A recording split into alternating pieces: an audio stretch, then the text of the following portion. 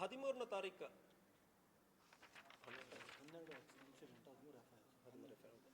So 12 June Belagavi ಜಿಲ್ಲೆ Gokak rural police station ವ್ಯಾಪ್ತಿಯಲ್ಲಿ ಬರುವ ಸಿಲ್ತಿಬಾವಿ ಏರಿಯಾನಲ್ಲಿ ಒಂದು ಆಕ್ಸಿಡೆಂಟ್ ಆಗಿರೋದು, ಮೆಡಿಕಲ್ ಎಮರ್ಜೆನ್ಸಿ ಸಡನ್ ಆಗಿ ಬರಬೇಕಂದ್ರೆ ಒಂದು ಕಾಲ್ ಬರ್ತದೆ.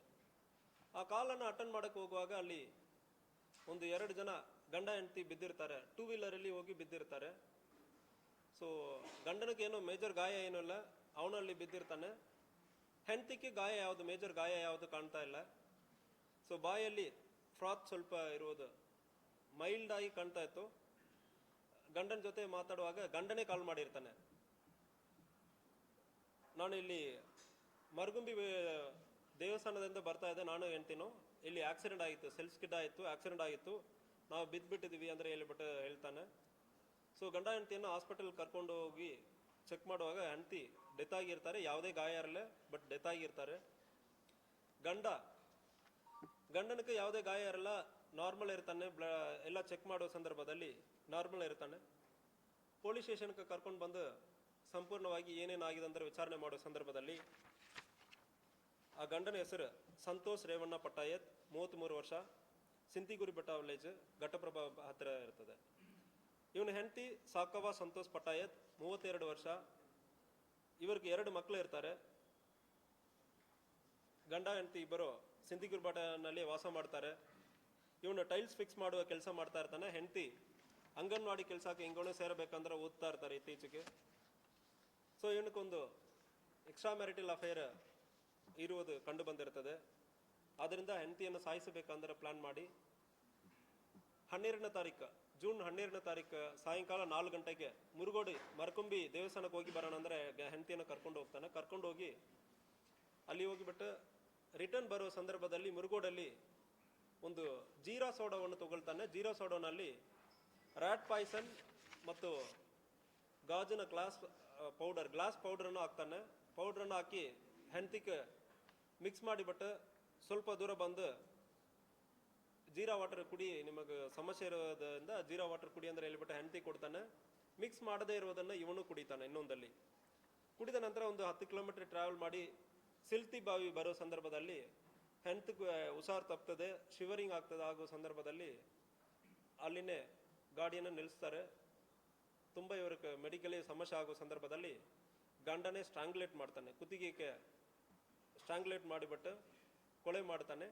ಕೊಲೆ ಮಾಡಿಬಿಟ್ಟು ಪೊಲೀಸರಿಗೆ ಮಾಹಿತಿಯನ್ನು ತಿಳಿಸ್ತಾನೆ, ನಾವು ಇಂಥಗೆ ಆಕ್ಸಿಡೆಂಟಲ್ಲಿ ಬಿದ್ದಿದ್ದೀವಿ ಅಂದರೆ ತಿಳಿಸಿರ್ತಾನೆ. ಇದರಲ್ಲಿ ಇವನು ಗಂಡನ ಇನ್ವಾಲ್ವ್ಮೆಂಟ್ ಇರೋದು ಕಂಡು ಬಂದಿರ್ತದೆ. ಇದು ಜೊತೆಗೆ ಬೇರೆ ಯಾರು ಪ್ರಚೋದನೆ ಮಾಡಿದಾರ, ಇವನಕ್ಕೆ ಒಂದು ಎಕ್ಸ್ಟ್ರಾ ಮ್ಯಾರಿಟಲ್ ಅಫೇರ್ ಇರೋದ್ರ ಬಗ್ಗೆ ವಿಚಾರಣೆ ಮಾಡ್ತಾ ಇದ್ದೀವಿ.